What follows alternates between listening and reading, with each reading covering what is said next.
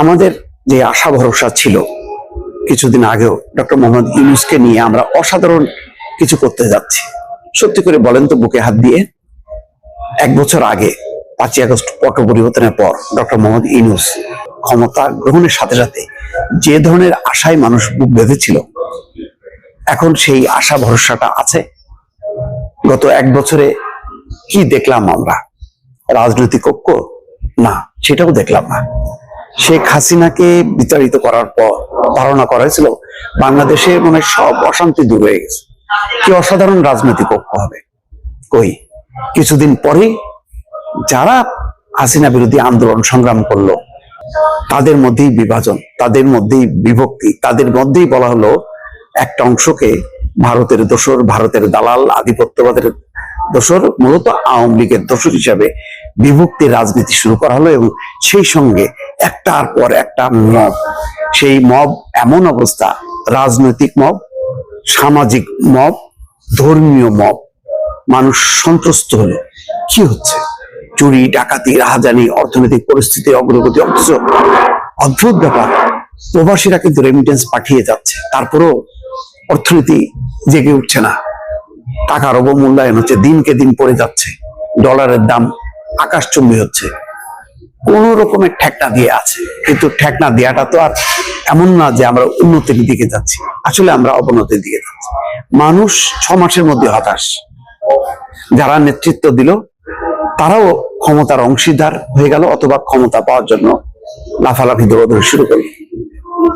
মানুষ একটা চরম হতাশার মধ্যে, একটার পর একটা অঘটন। সর্বশেষ অঘটন ওসমান হাদির মৃত্যু, সর্বশেষ অঘটন দীপু চন্দ্র দাসের মৃত্যু। এই দুই মৃত্যুকে ঘিরে বাংলাদেশ এবং ভারতে তোলপাড় হচ্ছে।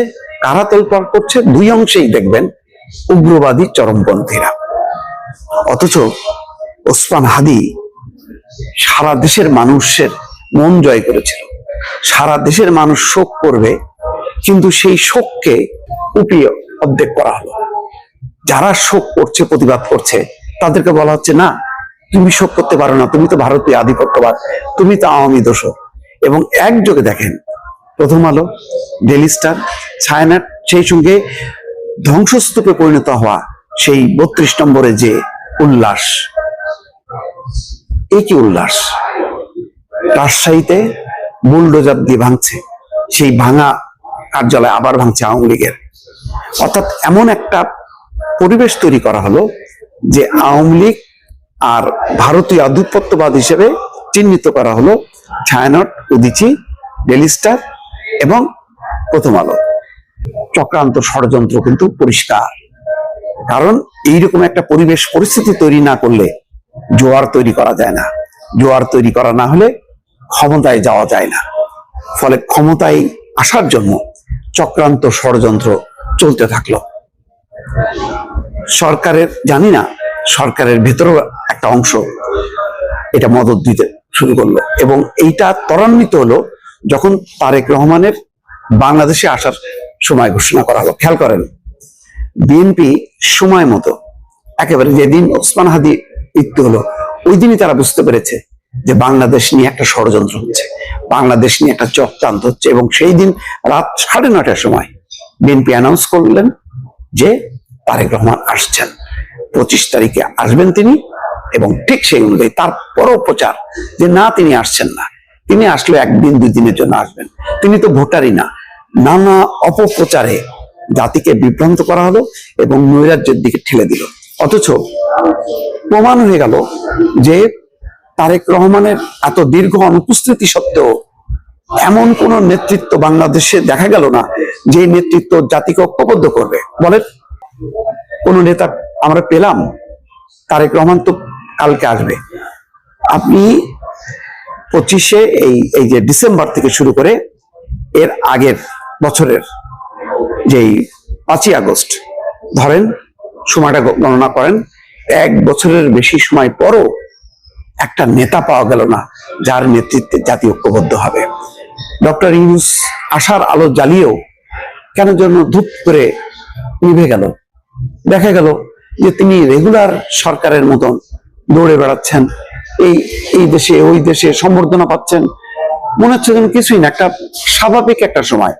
অথচ 15 বছরের একটা ধ্বংসস্তূপ সরিয়ে আপনাকে নতুন বাংলাদেশ, নতুন স্বপ্ন বিনির্মাণ করতে হবে। কি করলো? কয়েকটা কমিশন গঠন করে দিল, সেই কমিশন চলতে থাকলো মিটিং এ পর মিটিং। দেশ প্রস্তুত কিনা, রাজনৈতিক দল প্রস্তুত কিনা, সবচেয়ে বড় কথা হলো আপনি দেশকে গড়ে তুলতে গেলে, আবার গণতন্ত্রতে ফিরতে গেলে যেই নির্বাচন ব্যবস্থাকে ঠিক করা দরকার, নির্বাচন ব্যবস্থার সাথে আনুষঙ্গিক প্রশাসন, পুলিশ যে কাঠামোটা, আগে আপনি ওইটার দিকে না যে আপনি নানা রকমের কমিশন তৈরি করলেন। মনে হচ্ছে আপনি 20 বছর 25 বছর মেয়াদি একটা পরিকল্পনা করছেন এবং তার আপনি নেতৃত্ব দিচ্ছেন। কি হলো? সব শেষ। কিসের গণভোট, কিসের সংস্কার? কিছুই না। এবং সত্যিকার অর্থে বিচারও কি আমরা দেখছি? আমরা কিছু রাজনৈতিক বিচার দেখছি, কিন্তু লুটপাট, অর্থ পাচার, মাফিয়া, বাংলাদেশকে যারা লুটপাট করলো ওই তারা, কোথায় মামলা, কোথায় ধরপাকড়? কিচ্ছু নাই, সব শূন্য, সব মুখের বলি। এবং খুব দ্রুত বেগে এই মাফিয়া লুটেরা তাদের সাথে আতাত করে একটা অংশ তার প্রতিনিধি হিসেবে সামনে দাঁড়ায় গেল, আর ওই লুটেরা গোষ্ঠী চলে গেল পেছনে। এই ছিল আমাদের পরিবর্তনের স্বপ্ন না? গণতান্ত্রিক স্বপ্ন আমরা দেখতে পাচ্ছি যে নতুন আমরা একটা গণতান্ত্রিক ব্যবস্থায় যাব, বলছে প্রথম থেকেই একটা গোষ্ঠী বলছে যে নো ইলেকশন, আগে বিচার, আগে সংস্কার। তার মানে কি? আপনি একটা লম্বা সময়ের মধ্যে ঠেলে দিলেন বাংলাদেশে। এই বিচার সংস্কার ছাড়া নতুন গণতান্ত্রিক ব্যবস্থায় যাওয়া যাবে না। কি বিপজ্জনক ব্যবস্থা! আপনি এমন একটা দেশের নাগরিক যে দেশের সরকার নেই, যে দেশে কোনো পার্মানেন্ট কোনো ব্যবস্থা নেই।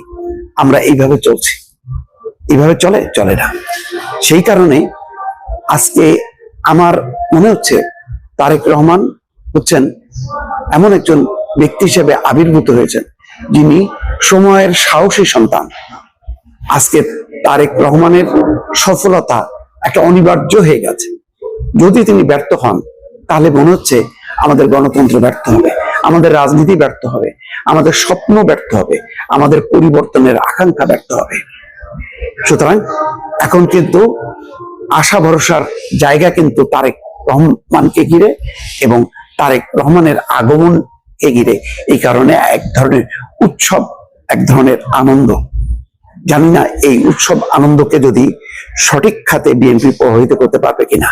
এখন অনেক ষড়যন্ত্রের জাল দেখা যাচ্ছে, তারা সেই জাল ফেলার চেষ্টা চলছে। বলা হচ্ছে ওসমান হাদি দিয়ে শুরু করা হলো, এর শেষ এখনো বাকি আছে। আমি জানি না এর শেষটা কোথায়, বা এই শেষের আগের বিভিন্ন ধাপগুলো তারেক রহমান কিভাবে মোকাবেলা করবেন। শত্রুরা কিন্তু সংগঠিত, শত্রুরা তৎপর, এবং একটাই উদ্দেশ্য, আপনি স্থিতিশীলতা, রাষ্ট্রের স্থিতিশীলতা বিনষ্ট করা। দেখেন আজকে অনেকেই কিন্তু একটা লঙ্কা কাণ্ড ঘটিয়ে আস্তে করে চুপ মেরে গেছে, তাদের খোঁজ পাওয়া যাচ্ছে না। অন্ধকারের শত্রুরা কিন্তু অন্ধকারে চলে গেছে, তারা আবার পায়তারা করছে যে কিভাবে অন্ধকার ঠেলে বেরিয়ে এসে আবার একটা অঘটন ঘটাবে। একটাই উদ্দেশ্য, বাংলাদেশে বুঝতে হবে কারা নির্বাচন চায় না, এই শক্তিগুলি কারা। এটা যদি আইডেন্টিফাই হয় তাহলেই বোঝা যাবে যে এই গত কয়েকদিনের যে ঘটনা প্রবাহ, ওই ময়মনসিংহের ভালুকার দীপুচন্দ্র দাসকে নিয়ে কারা উন্মাদনা করছে পাশের দেশে, আর ওসমান হাদিকে ঘিরে বাংলাদেশে কারা ষড়যন্ত্রের জাল বুনছে। যেখানে কথা আছে যে তফসিল ঘোষণার পর কোনো রাজনৈতিক সভা সমাবেশ হবে না, সবকিছুই হবে নির্বাচনমুখী। কিন্তু সেই ঘোষণাকে, নির্বাচন কমিশনের সেই ঘোষণাকে লঙ্ঘন করে তৎপরতা কিন্তু চলছে, উস্কানি চলছে যে জ্বালাও পোড়াও ভাঙচুর করো। এই অবস্থায় তারেক রহমান ফিরছেন, যার কারণে মানুষ আস্তে আস্তে একটু আশার আলো দেখছে। তারেক রহমান এখন জাতীয় ঐক্যের প্রতীক, একটা ভরসার প্রতীক। এই পরিস্থিতিকে যদি কেউ নস্যাৎ করে, বানচাল করে,